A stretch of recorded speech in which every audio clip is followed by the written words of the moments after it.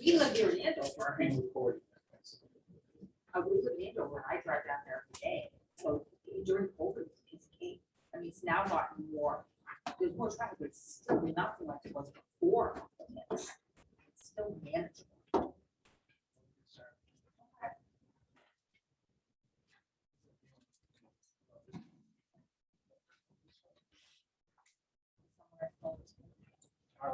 Other people signed up. No, that's not what I meant. They just will have to do it.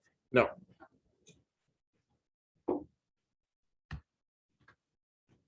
So we got a couple people over here.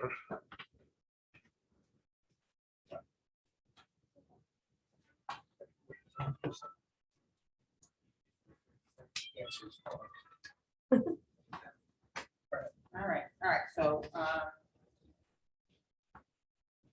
we're gonna go through a few things here today, and then if you have anything, let us know, but we'll keep it short today since we have a small group. What I wanted to tell you is when you have Title V reports, when you have septic systems, We sometimes, have a lot. which I have, a lot of times people will send you like the front page or the first 2 pages. I want the whole 17 pages or 18 pages. Because what you should never do is just take, even if you get the whole thing, just because it's checked off passes on the front, you've got to read the inside. Because what if you're expecting a 4-bedroom house and buried in there it says it's a septic system for a 3-bedroom house? That has happened. So people do expansions during their ownership, but the septic system from the original build. Wouldn't that be part of the permitting process? If the town's going to permit you to grow your house, wouldn't they have to permit? That's if Uncle Fred didn't do the exception. Yeah, like you got permits, which is another whole thing. I've had a lot We of have a permit ton of problems like that. Yeah. Kind of that. But as far as Title V goes, you need to make sure that you're getting the whole report and that you are reviewing it with your buyer client to make sure that it's correct. If you're a listing agent and you have a septic system and your client says, oh, here, I got the report. You should, as part of your due diligence, make sure so that you don't have a problem. You don't want to put something out on MLS that says you're selling a 4-bedroom house and you get a Title V for free. And you're going to get blinds. You'll get in trouble with that. Yeah. Now, some places have not just septic systems, they also have wells. And A lot of towns, that in New Hampshire. yeah, well, and it's like, here I can think of, for example, like I'm in Lexington, like Carlisle, all wells, there's no town water supply. So in the town of Carlisle, the municipality requires sellers to have a water test. Same way they have to get a smoke detector certificate, they have to have a water test. But not every realtor who sells a property in Carlisle knows this. So I recently had one where a realtor from another town brought me a Carlisle transaction, and I said to her, do you have the water test? She didn't know what I was talking about. So you have to, if there's a well, you have to ask, which is in fact finding, as to what the regulations are in that particular town, so you make sure. And you don't want your buyer to have to pay for something that's a seller's responsibility. So in Carlisle, that's required by the seller to do the Yes. water test. Yeah, yeah. So I mean, it's not that you come across that often. Maybe you do more in New Hampshire, but you have to check with the municipality. If you don't know, call town hall and ask. No, in New Hampshire, you don't have. A I lot of houses forgot, have I forgot. wells. Live free and die. They Yeah. have a lot of wells, but you don't have, they're not required to do anything about it, so it becomes just not a whole inspection process. Somebody just said something about permits. That's a 3-hour. Yeah, that's the 3-hour discussion, but particularly where you have properties that are not necessarily new construction, but they've been renovated. So there's a difference between a cosmetic renovation where you just go in there and slapping on some paint, changing cabinets, and they're actually doing electrical and plumbing and roofs and stuff like that. In those cases, some towns, depending on how extensive the renovation, if it's a gut rehab, some towns will give you an actual certificate of occupancy. Most will not. Most will just say, we want the building inspector to go out there, all the different departments to sign off. And in those cases, you should make sure that the listing agent is supplying you with the signed off permits, so that your buyer client can create a folder to have all of this, so that when they go to sell the property someday, if someone asks them, they don't have to start doing fact finding or not know what they're talking about.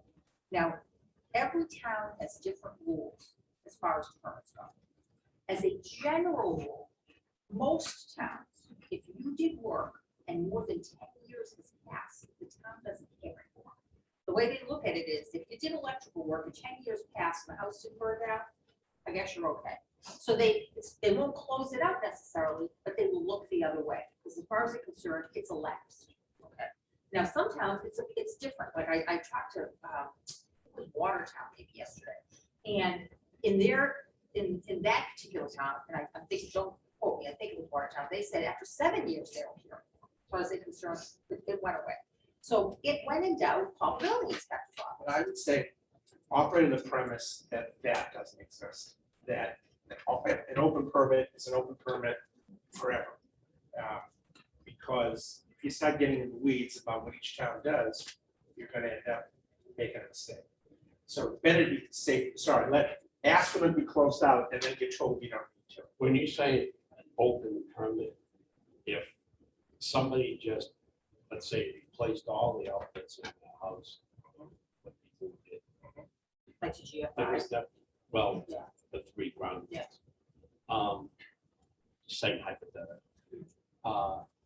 That was over 30 years ago, and there was never a permit pulled, never asked the city, so that's no open permit. Yeah, that's gonna be like, I'm using this word very loosely, but that's almost gonna be like a grandfathered situation if it's that old, because the town's not gonna come out and inspect those things. They're gonna presume it's been that long, it is what it is. The bigger issue, which is, and there's no real easy answer to this, is when somebody, a contractor owns a house, and he does the work himself, and he doesn't get permits at all. Right.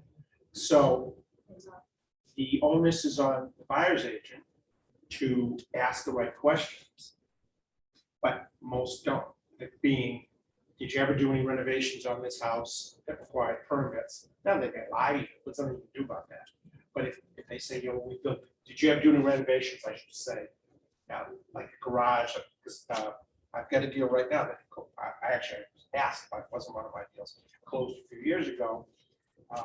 Buyers bought the house and they now want to build an extension.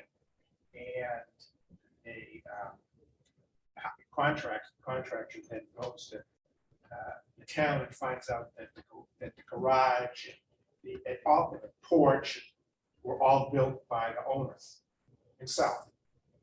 Never had permits for anything. So now you have, and therefore, the contractor that's supposed to do the extensions has to do any work on a house that's got other permitting issues. Now that ship has sailed, because can't chase the seller now. It doesn't resolve your problem. Chase them all you want, but doesn't resolve your problem. The point being is, buyer's agent, as a matter of course, should be asking, did you have any work done on the property? You know, if it's minor and if it doesn't require a permit, great, but you'd ask the question. If you don't ask the question at all, they're not gonna offer it up. And Mitchell, like, why was the contractor concerned? Was he afraid that he? I don't know. I'm getting the story third hand. I see, okay. And so I don't know the answer to that. Yeah. But it's an issue, and even if they didn't have this, Yeah. they go to sell the house. Yeah. The next buyer's agent and the next buyer's attorney is more savvy Yeah. than the one that our people had, Yeah. and they asked the question.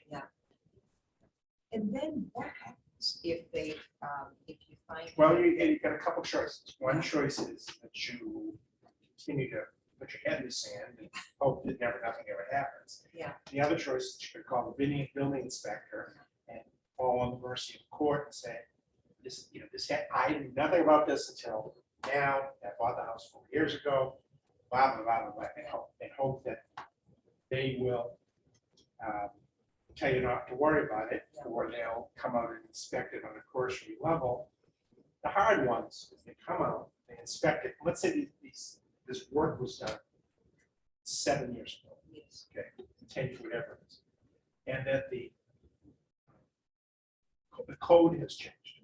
So in other words, it might have met code when the renovations were done, but it doesn't meet code now. The difficult building inspector says, well, you gotta bring it up to code before we can, that whole drill. It's not the buyer's left with a mess Yes, yeah. for something that had nothing to do with it. And they have to bring it up to code if the work, the subsequent work doesn't affect with a code violation. No, I mean, if it's, if you have to, again, I've created a hypothetical, so. Yeah. But I guess the better answer is I don't know. Because it depends on who's doing it in circumstances. You talking about something specific? Well, no, it's not specific, but it's related. In FEMA, we used to pay to bring, a damaged area up to its pre-existing condition. Then there were mitigation avenues. Let's make it better so this doesn't happen again. One of the methods was codes and standards. So if the repair to the damaged element was substantial enough, then they would say, no, we don't want it pre-existing condition, we want it brought up to code. Yeah. But again, it depends on the level of, so if you've got a room that's not up to code, but they're putting an addition on the other side of the house. No, I don't think what Care is about it, what code is it? violations. Well, the main reason we're talking about this is like, particularly if you're a listing agent, you go to have a listing appointment with someone, they show you around their house, and it comes up in conversation that they created another bedroom with 200 additions. Well, I You mean, don't want to put anything I mean, online until you make sure it's I don't mean to legal. interrupt you. I would say that it shouldn't have to come up in the conversation. You should be, the listing agent should ask the same question. Did you have any renovations done to the house? Because you can kick the can down the road, but it's gonna come back. I mean, unless you get nobody paying attention. And you don't want anybody, you don't need that hassle. You don't want somebody turning you into the board because you didn't do your homework before you put something out there into the stratosphere for what you're selling, and it isn't what the town thinks you're selling. I was just gonna So- ask, what do we do as a listing agent if we're meeting with somebody and clearly there have been renovations and we find out that permits weren't pulled? What's our obligation? Well, How do we fix that? Yeah. how do you fix it? It's the same way I just told you you would fix it if the buyer finding out 4 years later.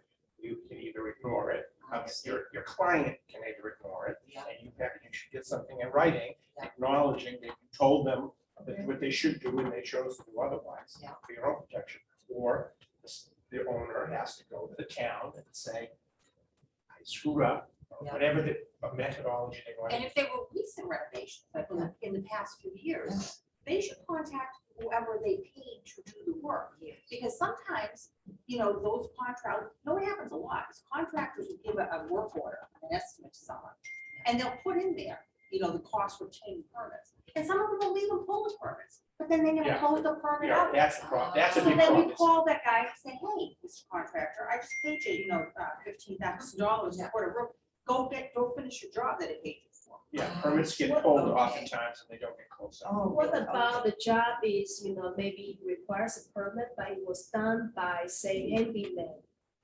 Then that's. Shame on the homeowner, then they're gonna have to live with that. That's- Homeowner wants to save a buck. Well, Yeah, then they're that's, gonna have- that's- they're gonna have trouble with Justine, selling it. that's always the Always problem. the problem, yeah, That's so. why people do things the way they do things, because they don't know the ramifications. Right. And therefore, they think it's okay, and if I can get Uncle John to do the work instead of ABC Construction Company. Right, because it's so hard to get ABC Correct. into No, I understand, house I understand the these days, realities, but the long the term long term, can okay, be disastrous. right. Especially when you find this out just before it's supposed to do closing. If someone's moving or they have to buy another house with money, and everything gets messed up. Because it takes a while, just getting the town involved to Clean it up. get yeah. cleaned They up. sometimes like open the walls to see what the electrical look like. They could, Some towns will require that. But see, here's the tricky part with permits, and we have these fights with other lawyers fight with each other about this all the time. I had a knockdown drag out fight with a lawyer just 2 nights ago. I mean, literally, like, he's screaming at me. Oh, Because that's I exciting. represented the seller, he represented the buyer. So he put it, I never blame a buyer's attorney for putting in aggressive changes to a purchase intelligence. But if I push back on them because they're over the top or they're not what my client's willing to represent, most 9 out of 10 attorneys will say, I tried, she caught me out, let it go. I mean, you put in as much as you can get away with. But when I pushed back on it, he got aggressive and nasty. because he wanted to put in there, language, which a lot of people try to sneak in there, that sellers represent that all work done to the property during their ownership was properly permitted and closed out, and if not, they will get them signed off. I'm never going to, as a seller's attorney, allow that language, because I turn it around and say, did you do your due diligence? Did you Yeah, call did you- town hall and find open permits? Because if you did, we have to take care of it. Right. But if you didn't, I don't want to sign a purchase and sale agreement, and then 3 weeks from now, you're gonna call me and say, oh, I got around to going to town hall, and, there's no roof permit. I don't want to know that later. I want to know it before the contract is inked. So he and I went back and forth. I mean, I called him, I was like boiling. And finally got him to back down, but not before both realtors got roped in and it just got really ugly. And I said, it's not the seller's responsibility to do your due diligence. Well, in this market, they will be grateful they got the house. You would think. So the Yes, buyer, you would think. buyer attorney should just back down. on Well, that. I think what happened between you and me, Right. I called my listing agent and I said to her, do you have a good relationship with the buyer's agent? Oh, yeah. Yeah, I said, okay, then I'm gonna step back, keep my mouth shut for an hour, Right. and I want you to find him right, and let him know his lawyer is gonna screw up this deal. exactly. Because he's arguing with things that I'm not gonna back off. And so she said, okay, and she, well, no, because it's not fair, it wasn't fair. Lawyers have egos, just like anybody No. else. No. And people Never. like the person to my left, it's very important to win. Maybe. Whether it's, Well, we know. and I'm not saying this is not an important issue, but people like to win, and the other lawyer wanted to win, and it doesn't really matter what you're gonna argue about. Well, no, It is because my about agent, principle, no, though. yeah, but here's the problem, my clients, no, my seller clients said to me, should we, get away from these buyers, because they sound like trouble, and I said, Yeah, no, see, no, That's no, what no. happens. the You one get I I painted said, with a broad this is brush. not the buyer. I said, I heard the buyers are lovely people. I don't think it has anything to do with them, and I bet they don't even know what their lawyer is arguing about. It's like at some point, you're arguing about how many fairies dance on the head of a pin. Who cares? But in this case, this was gonna be a big problem for my clients if I let it go through. So I just couldn't give it up. And sure enough, she contacted the other realtor, and the other realtor, connected the dots, and I'm sure you don't want to lose the transaction for all the work you put into it. And somehow miraculously, within hours, the attorney backed down and the thing got signed. Good. Was this lawyer representing the bank or the seller, I mean, the buyer? The buyer, The and buyer, The buyer and the bank. yeah. which is most of the time. Yeah. Anne Marie, Yes, Michael.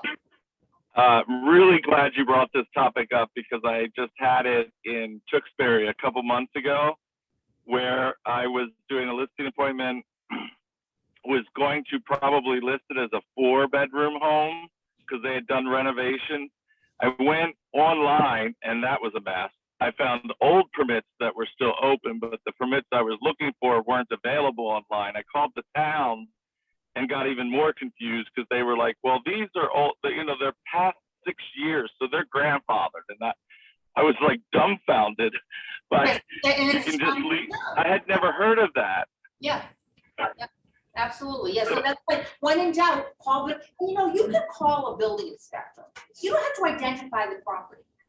You can say, I'm calling just to get some general information, so you don't throw the homeowner under the bus. And just say, in Tewksbury, what's the deal? What's the rule of thumb for X, Y, Z? And so you know what's going on before you go and tell your client what they have to do. You don't have to out someone from the get-go, all right? We've talked about this before, but it keeps coming up over and over again.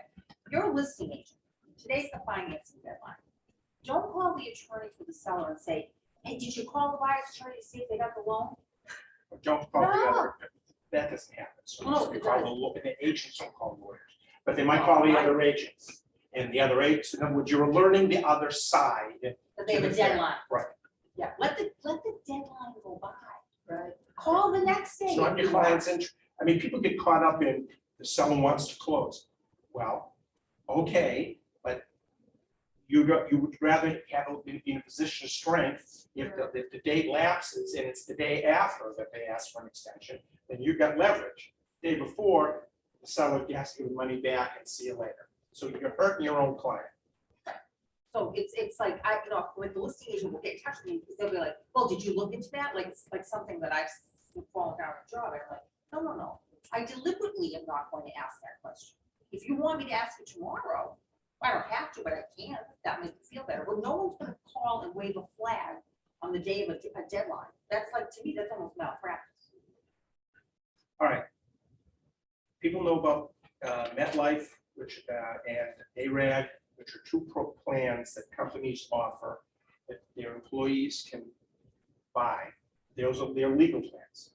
And you can, if you work at the company, and you're subscribing to the plan, get, in effect, free legal services for various business. I have to call it. I got to call All it. right, I'll take the MetLife. All right, so a lot of large places have, as part of their compensation packages, they offer these legal plans. And our law firm, because we're a 40-person firm, so we've been doing this for many years, and there are several out there that do it. We are on these different plans, most of them. So a lot of times people don't even know about it, and it just comes up in the conversation. That like if you have a MetLife legal benefit, you get free legal advice. So if I'm someone's personal attorney, I do the purchase and sale negotiation for free because the MetLife people pay us. Okay, and on the bank end of things for the closing, let's say an average closing fee for a lender is, I'm just going to pull a number out there, $800. Okay, so that would say the average is $750. So let's say it's going to cost you $800 to get a title examination, document preparation, closing to be conducted, disbursement of funds, certification of title. So all those things fall under the bank attorney fee. When you are a MetLife or an ARAG client, if you give us a case number so we can bill them, you don't pay that fee except for the title exam. So instead of paying $800, you end up maybe paying $250 or $300. So you end up saving about $1,000 between the personal rep fee and the closing fee if you belong to them. The reason we're telling you this is you might have clients, if you know them, because you got to working with, you get to know them, and you know they work with big companies. Because it's not little, it's mostly bigger companies that this is. Ask the question. You know what I'm saying? You know, do you have a legal plan for your firm? Because if you do, your personal attorney and / bank attorney, you can save some nice money there, but you just have to get a case number to us. You know, Anne Marie, I hadn't heard about that, and actually, recently I had 2 transactions, and indeed, people, she works for Schneider Electric, and she's the one who told me, she's Yeah. very astute, so, yeah. And then, you know, people come and they buy a house with us and they use their plan and they save their $1,000. Yeah. Then no sooner do we done the closing, they come back and they get a will and estate planning done. They save another, you know, $1,000 or $1,200 to do that. So it's a very good plan. You get a lot for your money, you know, for it. And a lot of people don't know what it covers. Yeah, I'll tell you. So just remember that we do, you know, we do represent several legal plans. So if you have any clients, you know. What you don't want to do is have a client who uses us, let's say, just for the personal representation, and then uses a different attorney who's not on the plan for the closing, because then you're leaving money on the table. You're not getting the benefit of the plan. So who would have one of these Metropole plans? Well, if you have our clients that work for, you know, not just like, you know, small companies, but like larger companies, a lot of them have the plans as part of their compensation. Like it's one of their benefits, and they forget about it. So if you can certainly, if you know you work talking to someone who has working in a larger place, ask them, do you have a legal plan that you can take advantage of? And they might go, oh yeah, I forgot about that. And they can get us a case number, they're gonna save money. Okay. When you send offers to us, or even sign purchase and sale agreements, and you're gonna send us a copy of the deposit checks, never send unredacted deposit checks. I say this to people all the time, and even seasoned realtors who've been doing this for many, many years will forget and will send me a photo of a check with all the information right at the bottom so that anybody can scoop that, and next thing you know, you got wire fraud. And you don't want anybody tracing that back to you, because you're in big trouble that you did that. So what if they're looking for like an authorization to take money out of their account to pay their condo association fees? So I just had a client. Yeah. They wanted, the association wanted her to fill out the authorization form and avoid a check. So I'm like, Yeah, but don't, they should never, if you need to give that information electronically, you need to send it in an encrypted fashion, and the average person can't do that. Right. Like, for example, I had some folks that closed with me a few weeks ago. They bought their house with me, and then they called me and said, you know what, we're selling our house in Washington State, and we have to sign some documents. Can we come in and would you notarize the documents? I said, yeah, sure, come on in. So they came in, I notarized their deed for the Washington house. And then they had a whole bunch of other documents that they said, oh, I have to scan these to the closing people, the attorneys or title company out in Washington. And I said, stop right there. I said, you are not gonna send things with your social security number all over them. So I said, give them to me. I scanned them, I gave them to my paralegal. She encrypted them and she sent them back. And if you have people who still have a fax machine, fax them. I have fax machines. I mean, and a lot of places still do, particularly law firms. But when it comes to stuff, with social security numbers and wiring instructions, old school is the better way to go. Right. So if they have a fax machine, offer to fax it, and if they don't, it either has to be hand delivered, overnighted, or sent encrypted. Never, never, never send unencrypted social security numbers or checks or wiring instructions via email, because that's just asking for trouble. I had an offer the other day. Hand guard comes over. This is like a $1.8 million. I'm looking at the offer. What's wrong with this picture? In the property description, it said something like 2-family house with driveway. That was the whole description. It wasn't even a street address. So I called the listing agent. I said, arguably, this is a completely voidable offer. It doesn't even describe. Right. I mean, they had the dates and the price and the terms, but it didn't say that, it didn't identify the property they were buying. Like, how could bad enough the buyer's agent made the mistake and didn't fill it out, and the buyer read it over and signed it and didn't notice it, and then it went to the listing agent who didn't notice it, or the sellers. So 4 different sets of eyes looked at this, and no one noticed that there was no property address on the offer. It's mind-boggling. And we're not talking about almost a $2 million property. So, and I see a lot of mistakes on offers, routine mistakes. Always consult a calendar. Like, I've seen a lot of, like, this last week, a couple of times, people put down financing deadline, November 11th. November 11th is national holiday. It's Veterans Day. No one is gonna be around, no banks are open, no registries. There's no point having any kind of a deadline that day, because you won't reach anybody. So you always have to look at the calendars to make sure when you're picking financing deadlines and closing dates that they are not holidays with the registry closed. I just recently had one sent to me, an offer with the closing date and the commitment date the very same day. Oh, that's That's not gonna work. Or closing day, November 26th. the day after That's Friday, Thanksgiving. Yeah. Yeah, no one's open that day. I mean, the registries actually are open, but most law firms are not. And we've been avoiding that for years. We just talk to people until, the day The next before or Monday, the following Monday. And happily, that's not a crazy beginning. But yeah, so always when you're making your offers, just double and triple check when you send them out for signatures, so that you don't look like the one who messed up and didn't put in an address or the right dates or something like that. Yeah. So I have there is a not accepted offer that has this very strange thing happen. So there is a showing agent who is probably the realtor of the buyers. The buyers are working for a law firm. Instead of having the realtor writing an offer, they have their own boss, And the lawyer do it. the lawyer doing it.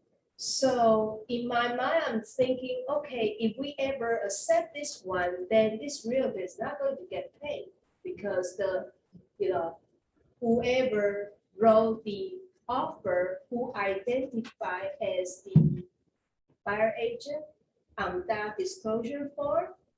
Oh, the lawyer listed Yeah. themselves? So they cut the realtor out. Yeah, so I was like. And did the buyer understand that? I mean, did they know that? The buyer was the one sending me that offer, so I was like, okay, these names are all You're the Chinese. listing agent. I'm the listing agent, and I'm seeing all these different Chinese names, very hard to. Yeah.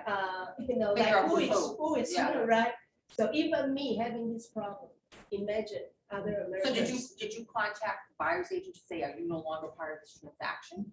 I did ask. He said, well, the buyers just thought that, it's easier for the attorney, right? Listed as broker to write this offer and, because the offer wasn't accepted, so I didn't follow up and talk about that. But that's their deal. It's not my business. For me, it's just about whether this is an offer that we need to consider or not. What does matter who the offer comes from? Well, he let the lawyer list himself as the agent though. Okay, but that's his problem. Right. No, that's- it's gonna become your problem when it gets to closing. Right. Commission When- statements have to be, because now you're gonna, what if you get commission statements from both, from the lawyer, law firm guy and from the buyer's agent? Right. Then Keller Williams is fighting with who they're paying. Then you need to ask the lawyer if he has proof of his License. number. Yeah, but I think in that scenario, I don't think the buyer's agent thought they were being cut out. Well, that's, Right, but we that's don't know. I don't think he will be cut you know what out. this He's sounds just like? You know what using- this sounds like? That the lawyer is trying to strong arm the buyer to cut out the realtor to get the money.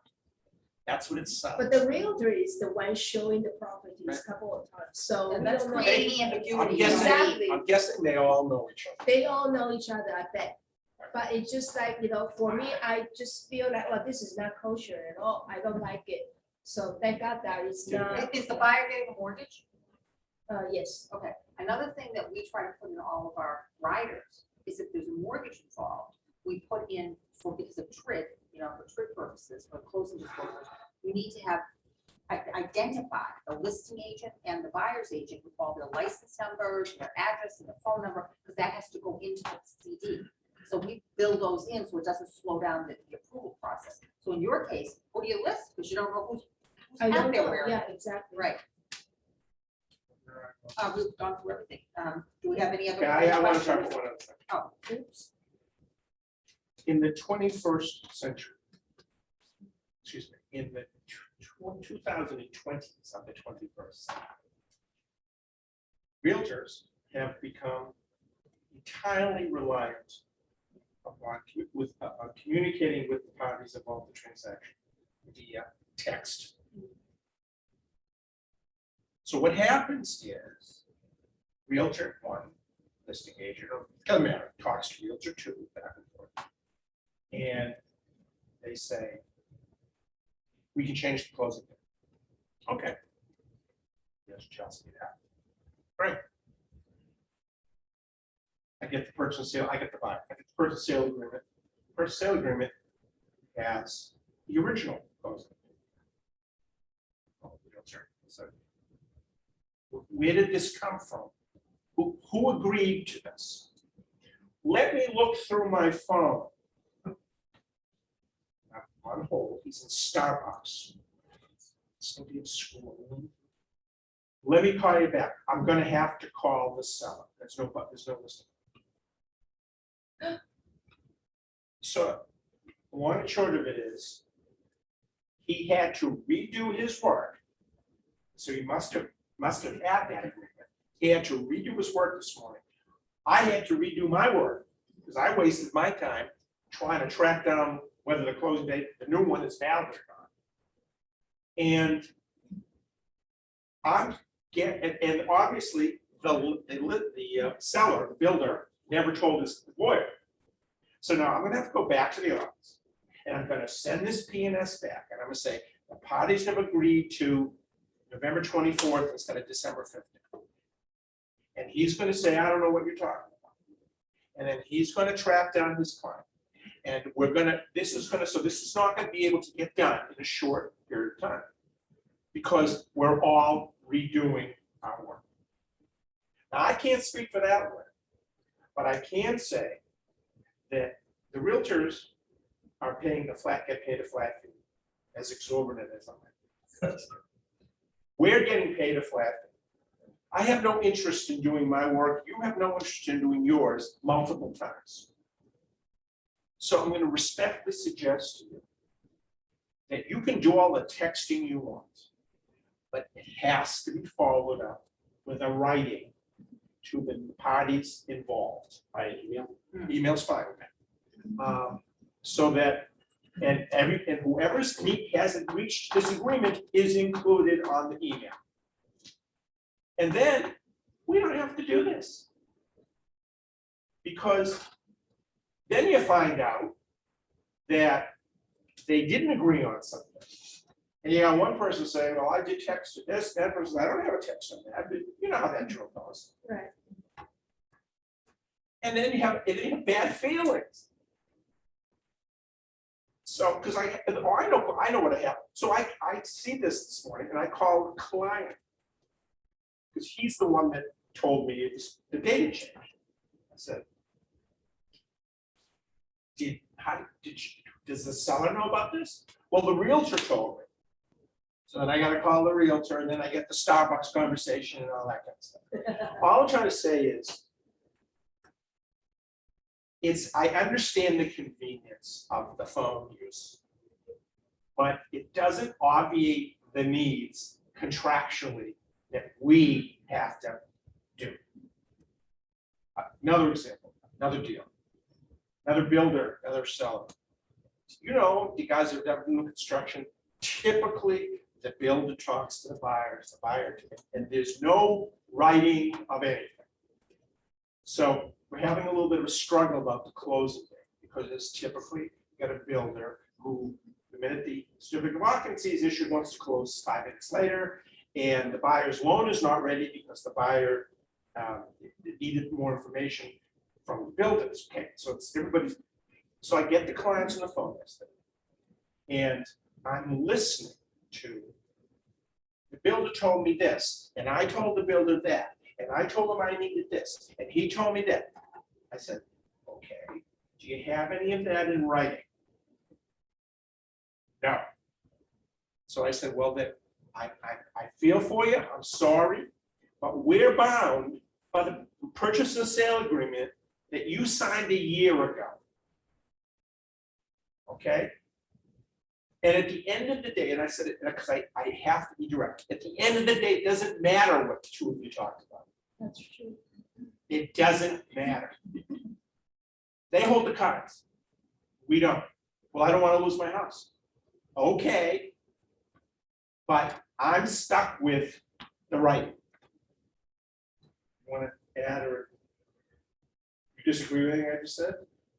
No, I mean, I understand that you all text each other for your transactions. What I try to dissuade realtors who work with me from texting me updates. Oh, Only because yeah, when I'm at the I- office, when I'm at the office, my email is going constantly. I get hundreds and hundreds of emails a day, all right? And I'm sitting, like, when I'm not here with you, when I go back, I'm just gonna be glued to that. If I have to be paying attention to that, and then the phone ring, and then the landline is ringing with people calling me, and then my purse is dinging with text, my head's gonna explode. So I don't wanna read updates on text. I want, if it's really important, call me. And if it's something you just want me to know to put in the file, email me, I'm gonna copy it. I can't copy a text, but I can copy an email, put it in the file, so I don't forget about it. So I don't want important information communicated via text. Right, for example, Debbie Higgins just is having difficulty with a deal that I'm not handling. It's a different lawyer, she pissed off the word, if I had a lawyer hire you, the close is supposed to be Not 3 the deal I'm days. working with, it is. No, that's not gonna happen, you can't fire him, I know you're mad, I understand why you're mad, but it's supposed to close in 4 days, I can't, you start from scratch and close in 4 days. But the point, I said, she texted me and said, can you call me? That's okay. She also sent me an email, can you call me? Okay. She didn't send me a story, a narrative for your text. Yeah, Yes. that's important. Yeah. Yeah. You had a I was question? just saying that so I'm using Mac.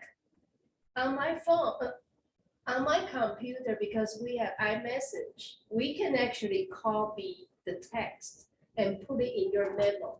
But that's just tech issue. The point you're trying to say is that whatever we agree upon, going back and forth here, get back in writing. And I think we were taught to do that. Yeah.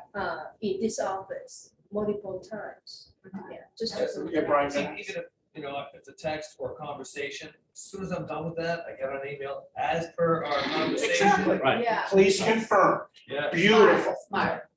How do you archive your emails by transaction electronic?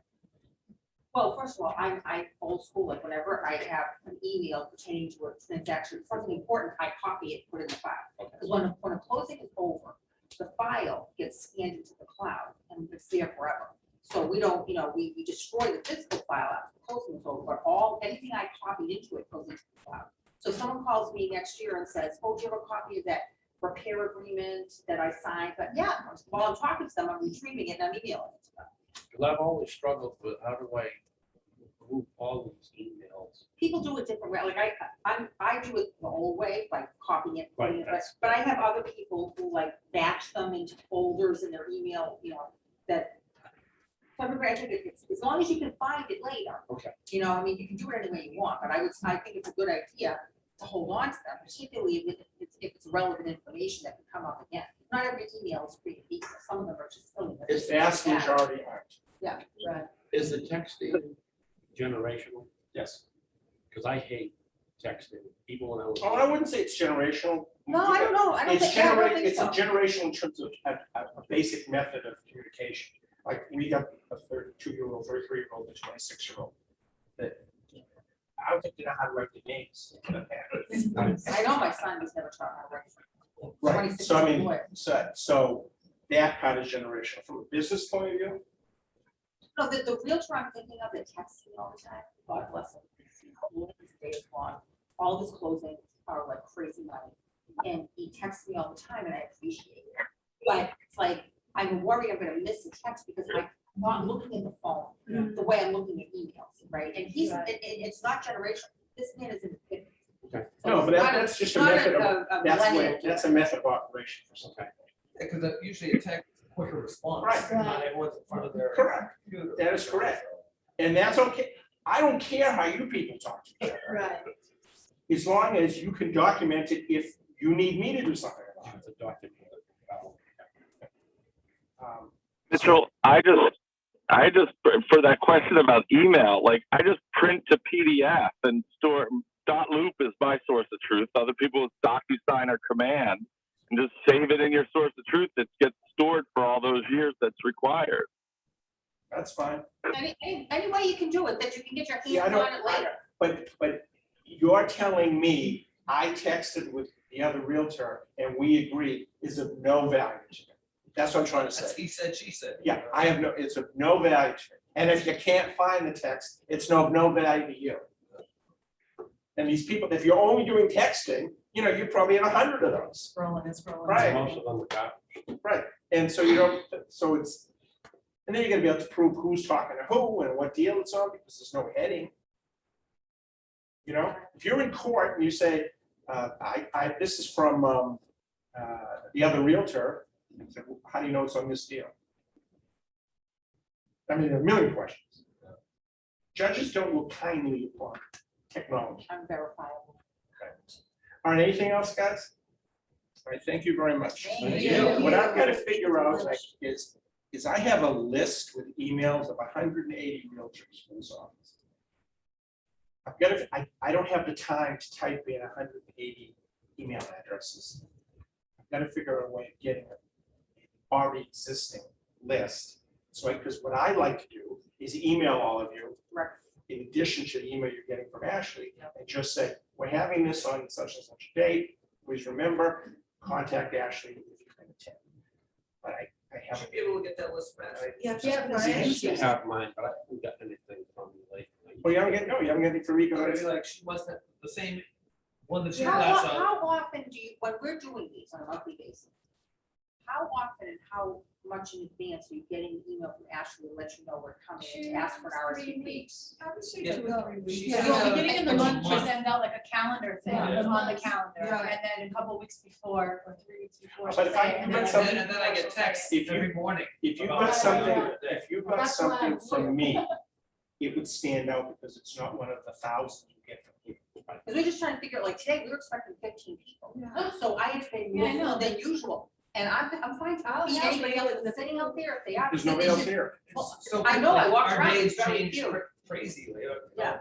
I just want to make sure that we have enough, but we don't run out of food, but also that, if I would have brought some food, but I want to pack it up and put it in the refrigerator for anybody who can eat it.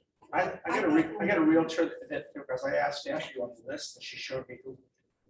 And one of your realtors said she'd be in Tennessee, and she's in Florida on vacation.